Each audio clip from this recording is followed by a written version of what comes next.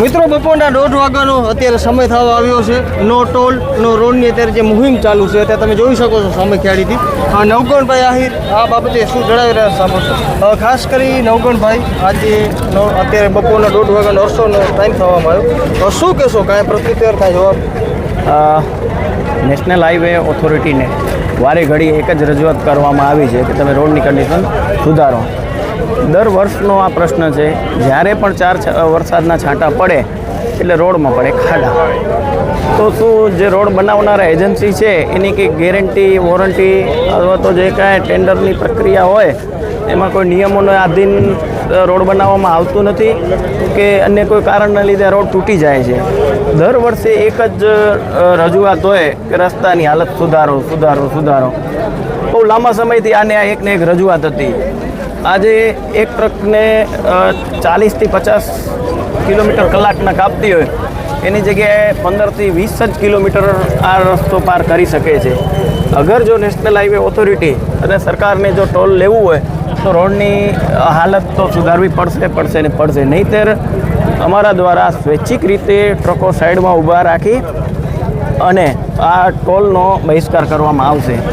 અગર રોડ જ્યારે પણ સારું ચાલુ થઈ જાય, સારું બની જાય ત્યારે ચોક્કસથી તમે ટોલ ઉઘરાવજો. એમાં અમારી કદા પણ ના નથી. જી, એવા સમાચાર મળી રહ્યા છે કે પીડી દ્વારા બોલાવવામાં આવી રહ્યા છે. પ્રોજેક્ટ ડાયરેક્ટર સર્વ અહીંયા જે કાંઈ કેમ્પ છે ત્યાં આવી અને પોતાની વાત મૂકે અને એના સાથે તો છેલ્લા 4 મહિનાથી આ જ ચર્ચા કરવામાં આવી છે. પણ જે પરિણામ મળવું જોઈએ એ નથી મળ્યું. એટલે આજે અમો દ્વારા રોડ ઉપર આવી અને બહિષ્કાર કરવામાં આવ્યો છે. જી, કાંઈ અનિશ્ચિત કાળ સુધી છે તો કેવી રીતે? જ્યારે પણ એ લોકો રોડની સુધારણા કરે ત્યારથી ટોલ ચાલુ અને રોડ પણ ચાલુ. જી, લાસ્ટ ટાઈમ મોકા ઉપર આવી પીડીએ જણાવ્યું હતું કે 2 મહિનામાં સમયાંતરે થઈ જશે કામ. ત્યારબાદ નહોતું થયું. તો આ જ રીતના આશ્વાસન આપવામાં આવશે તો કેવી રીતનું આવ્યું? આશ્વાસન તો ઘણા આપ્યા છે, અગાઉ પણ આપ્યા છે, પણ પરિણામ નથી મળતું. જે કમિટમેન્ટ કરવામાં આવે છે એ પ્રમાણે કામ નથી થતું. એટલે હવે જે કાંઈ કરે એ પરિણામલક્ષી કરે, ખાડા પૂરે. શું સંદેશ દેશો લોકોને? એક જ રજૂઆત છે કે આ લડાઈ એકમાત્ર ટ્રકોવાળાની નથી. તમે આજે 4 વ્હીલર લઈને જતા હો, લક્ઝરી બસ લઈને જતા હો તો રસ્તા પર ખાડાના લીધે હમણાં જ છેલ્લા 15-20 દિવસ પહેલાં જે અકસ્માતના બનાવો બન્યા, ખેડૂત પાસે કન્ટેનરમાં 2 જીવ ગુમાવવામાં આવ્યા.